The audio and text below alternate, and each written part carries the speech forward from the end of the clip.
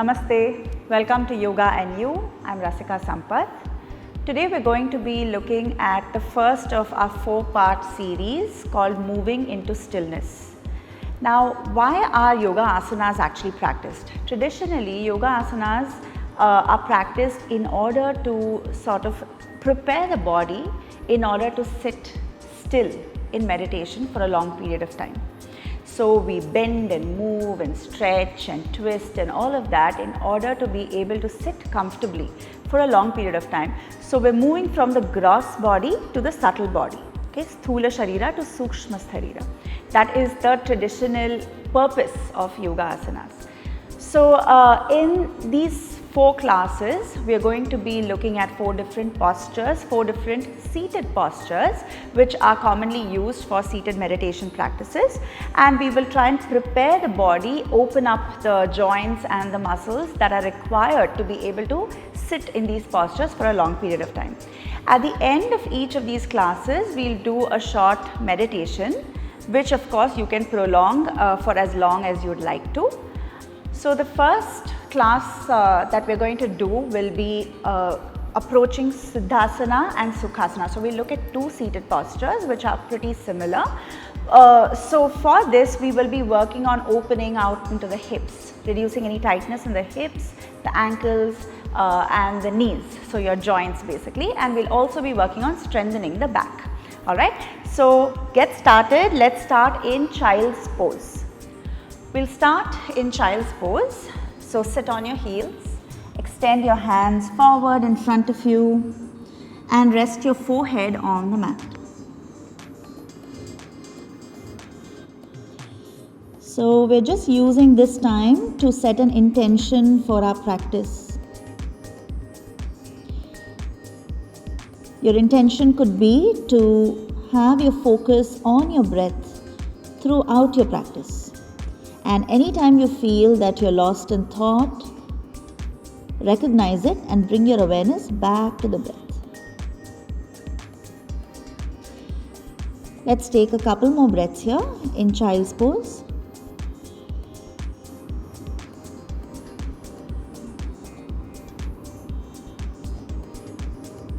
Good. Now inhale and come up into your tabletop position. So you'll be on your hands and knees. Your wrists under your shoulders, knees under your hips. We'll take about 5 rounds of cat and cow. Inhale, arch your back as you dip the chest down, lift your chin, lift your tailbone.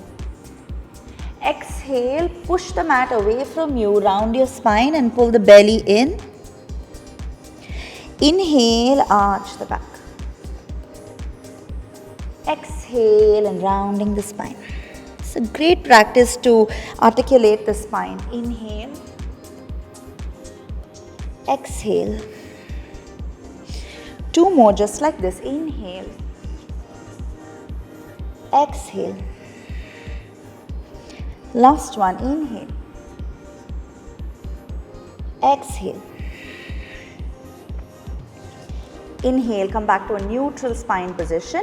Tuck your toes and exhale, find your way into downward facing dog. Now if this is your first downward dog for the day or for this practice, you can bend your knees so that you're not tensing the hamstrings. You can bring the chest close to your thighs, and if you feel comfortable here, you can straighten your knees and drive the heels down towards the mat. Gaze in between your legs and stay here. Take a nice big breath in. Big breath out. Now from here, inhale and lift the right leg up to the sky into a 3-legged dog. Keep the hips squared, don't open the hips out just yet. Exhale, now bend the knee and now open your hip. So you're stacking the right hip over the left. Stay here for a breath, inhale. And as you exhale, square the hips first and then bring your right ankle over the left knee. You can bend the left knee slightly if you're not comfortable doing it with straight knees. Flex your right foot, so you're protecting the knee joint, and push the right knee away from you. You're in this figure of 4-like position. Inhale here. Exhale and bring the left knee down onto the mat. Okay, so you're still in this figure of 4 position. And from here we will take 3 rounds of cat and cow. Inhale, arch the back. Exhale, push away round your spine. Inhale, arch. Exhale, round. One last time. Inhale. Exhale. Inhale, find a neutral spine. And exhale, tuck your left toes and get back into this downward dog with the figure of 4 position. Slowly release your right leg, come back to downward dog, take a nice big breath in, big breath out. Good, we'll do the same on the other side now. Inhale and lift the left leg up, 3-legged dog, keep the hips squared. Exhale, bend the knee and open the hip, this time stacking your left hip over the right. Take a big breath here, inhale. Exhale, first square your hips and then bring the left ankle over the right knee this time. Keep pushing the left knee away from you so you feel that opening across the hip, the left hip here. We're working on all the muscles that are required for external rotation of the hips. Inhale. Exhale, drop the right knee down, coming back to this tabletop figure of 4 position. 3 cats and cows here. Inhale, arch the back. Exhale, round and curl. Inhale, arch. Exhale and round. Inhale, arch. Exhale to round. Inhale, find your neutral spine. Tuck your right toes and exhale, lift up into your downward facing dog. Release your left leg down. Beautiful. Take a nice big breath in. Big breath out. We'll work a little more on the hips now. Now on the next inhale, step your right leg to the outside of your right hand. Now if that's not happening, if your leg is not going all the way forward, if it's somewhere here, no problem. You use the same hand and bring that left leg to the outside of your right hand. Okay? Good. Now from here, you can drop your left knee down. Use your right hand and push the right knee away from you. Okay, so you really feel an opening in your outer hip on the right side. Push it as much as you can till you feel that sensation. Stay for 3, 2, and 1. Come back to center. Heel toe your right foot over towards the left side of the mat. And drop your shin down, almost parallel to the top of your mat. Drop your hips down. This is Ekapada Raja Kapotasana or Pigeon Pose. Now if your hips don't come all the way down, which is quite likely to happen, you can slide a cushion or a blanket or something under your right hip. Alright, from here we'll stay upright. So you can try to bring your hands back towards your hips so that your spine sits up nice and tall. Engage your core. Stay for 5, 4, 3, 2, and 1. Beautiful. Bring your hands in front. Slowly pick up the right leg and send it back into a 3-legged dog. So you want to lift that right leg back up and exhale, downward facing dog. Adho Mukha Svanasana. Take a big breath in. Big breath out. Let's do the same on the other side. Inhale and step the left leg to the outside of your left hand. Drop the right knee down. Use your left hand to push the left knee away from you. You can come onto the blade edge of your left foot. So you feel a little more of an opening on the hip. Stay for another 4, 3, 2, and 1. Come back to center. Heel toe your left foot towards the right side of your mat and bring your shin down. See how parallel you can bring it to the top of your mat, and then slide that right leg back as you sit your hips down. Ekapada Raja Kapotasana. Stay upright. 5, breathe deeply. 4, 3, you should feel an opening in the outer hip on the left side. 2, and 1. Bring your hands down. Slowly pick yourself up. Take the left leg all the way back into your 3-legged dog. Exhale, downward facing dog. Beautiful. Another big breath in. Big breath out. Now inhale and shift forward into plank pose. Shoulders over your wrists. And as you exhale, come down slowly with control to your belly. You can drop your knees also if you want. All the way down. Lovely. Now with your forehead down on the mat, we're going to come up into Cobra, Bhujangasana. Hands by the side of your chest. Inhale, begin to lift the head up, chest up. Then using your hands, but keeping the elbows close to your body, lift yourself up into Bhujangasana. Stay for 5, 4, 3, 2, 1. Exhale and release all the way down. Hands by the side of your body, palms facing down. We're going to do Shalabhasana.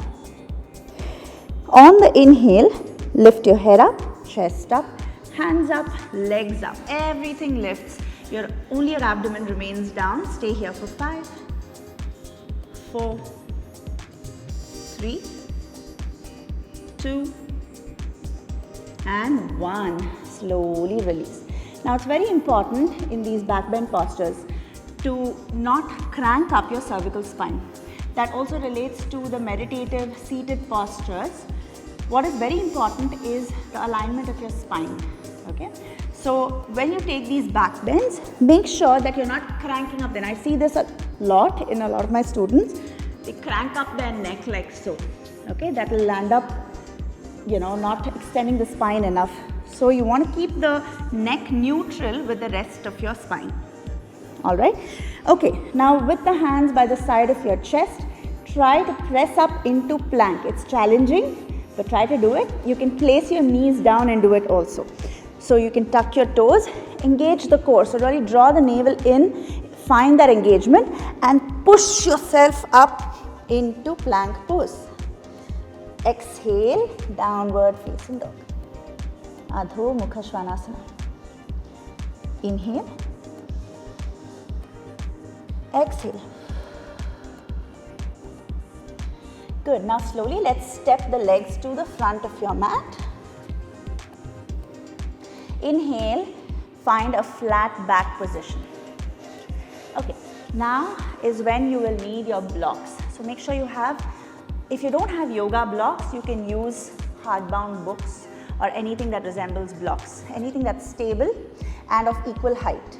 Okay, so you can place your blocks in front of you at whatever height allows you to come into a flat back position. Okay, so you want to imagine that there is a teacup placed on your back and you're not supposed to spill it. Okay, so your spine is flat, your crown of the head is reaching forward and the sitting bones are going back. Okay, so come into that flat back position. From here, squeeze the inner thighs together and turn them towards the back. Imagine you're pushing it against an imaginary wall at the back. As you do that, you will notice the sacrum and the hips opening up. Alright, from here, what we're going to do is take your hands in front of you, biceps by the ears. Inhale and come all the way up. Exhale, come back to that half flat back position. Inhale all the way back up. Exhale back to that flat back position. And then now, if that was comfortable for you, we're going to use blocks. If that was a lot for you, continue with that without using the blocks. If that was reasonably comfortable, what you're going to do is take a block in between your hands, extend the block ahead in front of you. And we'll do the same thing with the block. Okay, so we'll do this about 8 to 10 times, keep going. What we're doing with this exercise is working on some very important muscles in your spine, namely the multifidus and erector spinae muscles, which help keep you upright. Along with that, we're also working on the hamstrings, the glutes, all very important muscles in order to help you sit for a long period of time. So we will do this exercise in every class in this 4-part series. All right, if you're done with about 8 to 10 of these, you can release the blocks, keep them off to the side. If you're familiar with vinyasa, you can take a vinyasa here, otherwise come straight to downward facing dog. All right, inhale, sweep your arms up. Exhale, forward fold. Uttanasana. Inhale to a flat back position. Exhale, you can step back into plank and take your vinyasa here. If not, go straight to downward dog. If you're taking the vinyasa from plank, exhale into chaturanga. Inhale, urdhva mukha svanasana, upward dog. Exhale, adho mukha svanasana, downward facing dog. Big breath in, big breath out. Now, inhale and step the right leg forward in between your hands. Come up, windmill your hands into warrior 2. Virabhadrasana B. Bending into the right knee and looking ahead of your right middle finger. Stay for 5. Draw the navel in and up. 2, 3, 4, and 5. Now, inhale, straighten the leg and face the lengthy side of the mat. I'm going to turn this way so that you can see me. You want to face the lengthy side of your mat. Turn your heels in, toes out. All right. From here, we're going to get into goddess pose. So, on the exhale, bend both your knees, sitting your hips nice and low. Slide your hands down your thighs so that it reaches towards your knees. And from here, we'll take a little twist. So, inhale as you lengthen your spine. So, drive down into your hands, lengthen your spine. Exhale, bring the right shoulder to the midline as you push the right knee away from you. Inhale back to center. Exhale, switch sides. Inhale back to center. Exhale, straighten the legs, driving down through the heels. We'll do the same on the other side. Virabhadrasana B. So you can, we were doing the right side, now we'll do the left side, right? So bend the left knee, bring your right heel down into a 45-degree angle and open the arms out wide for warrior. Spread your collarbones wide, stay for 5, 4, 3, 2, 1. Drive down through the heels, come up, hands on your hips as you parallel both your feet. All right. So, a slight internal rotation of the thighs is recommended. So, you want to think of drawing the thighs inwards so that you get your feet into a parallel position. Okay, with your hands on your hips, inhale, lengthen your spine. And exhale, come down halfway. So you want to hinge from the hips and come down halfway. Now again, you will need your blocks. So you can bring your block in front of you at whatever height. Find this flat back position that we did in our forward fold. And from here, we will do the same action going up and down. If you're comfortable doing it with the blocks, please take your blocks, extend it out in front of you, biceps by the ears. Inhale up, exhale down. We'll just do 3 of these. Inhale, exhale down. Inhale up, exhale down. Beautiful. Keep the block off to the side. And from here, just walk your hands to the front of your mat and step the left leg back into downward facing dog. Big breath in. Big breath out. Lovely. You can bring your knees down and we'll take a couple of seated postures before we move into the seated meditation. Alright. The first one will be Upavishta Konasana. So you want to spread your legs out wide into a nice wide V as much as is comfortable for you. We're working on the inner thighs and the inner groin here. Make sure you have an anterior tilt of the pelvis, which means that you want to think of pushing the butt back and bringing the chest forward. Alright. From here, begin to walk your hands to the front. Keep walking, walking, walking. The idea is to bring the chest and the chin down and not the forehead down. So it's okay even if you're just here on your forearms. It's okay even if you're just here trying to find length. Whatever works for you, whatever gives you the sensation in your inner thighs. We're looking for sensation, not aesthetics here. Alright. So get into the posture and stay here for another 3, 2, breathe deeply, and 1. Lovely. Slowly walk your hands back. Now we're going to come to Janu Shirshasana. Bend the right knee, bringing the sole of your right foot against your left inner thigh. Face the left leg. Inhale, lengthen your spine, lift your hands up. Exhale, fold over your left leg, trying to bring your chin to your shin. Stay, keep the spine long. Notice any sensation that you might feel in your right side lower back. Breathe for another 3, 2, 1. Inhale, lift the spine, lift the hands up. Exhale and release your hands down. We'll switch sides so you can extend the right leg out. Bend the left knee, bringing the sole of the left foot against the right inner thigh. Inhale, lift the hands, lengthen your spine. Exhale, fold over your right leg. Hold the farthest part of your right leg that you can and use that to kind of pull yourself forward.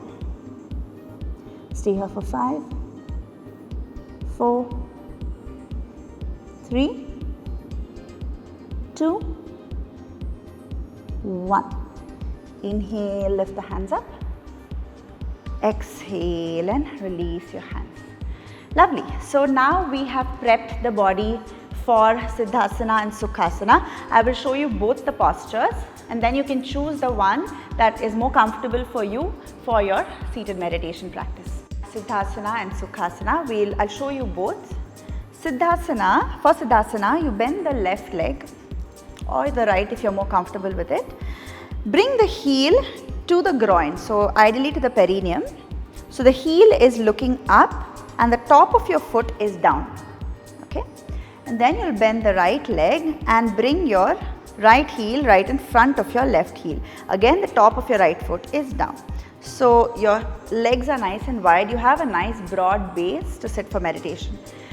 I really love to use a slight height and a cushioning for all my meditation practices, in fact, but especially in this posture, Siddhasana being my favorite.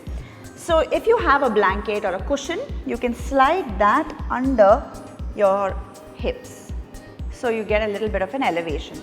If you find your back very rounded and if you find it difficult to sit on the floor with your spine upright, you can elevate it a little bit more. So you can use a block, maybe have a blanket cover it so that it's a little cushiony, and sit on top of that and come into the same position. So the left leg in with the heel pointing up and then the right leg in with the heel right in front of the left heel.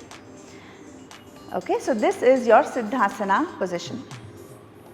Sukhasana is where you're crossing the shins. It's your cross-legged position. So you can cross any one shin in front of the other. You can lower down. I prefer to lower down for this one, just probably using the blanket. Okay, but don't pull the heel in towards the groin. Try to keep the shins a little away from your body, and this is your Sukhasana. Okay, so choose one of the postures which is comfortable, play around with both, and whichever is comfortable for you, please come into it. I'm going to take Siddhasana.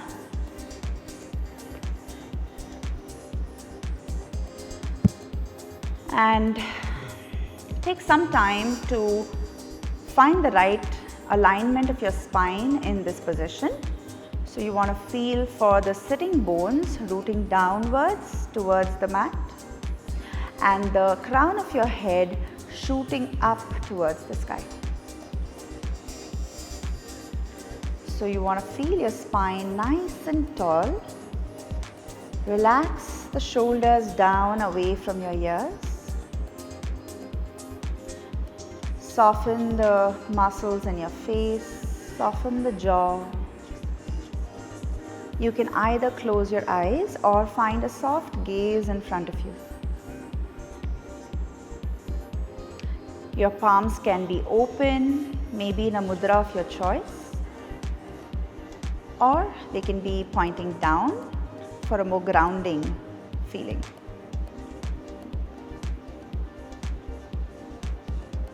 Now this first practice that we're going to do is a very simple one. We're going to use counts for our breath. It's a very simple but very effective practice. So what we're going to do is count with our breath from 1 to 10. So as you inhale and puff up into the belly and the chest, count 1 with the voice inside your head. As you exhale, count 2. Inhale, 3. Exhale, 4. Go on like this at your own pace until you reach 10. Once you're done with 10, start again from 1. What tends to happen here most often is that in the middle of your count, you may lose your count. In which case, without any judgment, bring your awareness back to your breath and start again from 1. If you count past 10, again, without being harsh to yourself, start again from 1.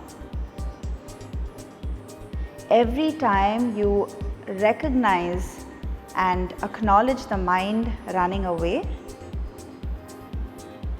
gives you an opportunity to sort of come back into this present moment and start again from 1. So this exercise is a great one to improve your present moment awareness. And it is also a great practice to test the quality of your mind. How long can you hold a thought anchored in the breath? So continue this practice, continue this counting from 1 to 10 and then back from 1 for as long as you can, as long as you have. I'll see you in the next class where we will work on Vajrasana. Thank you.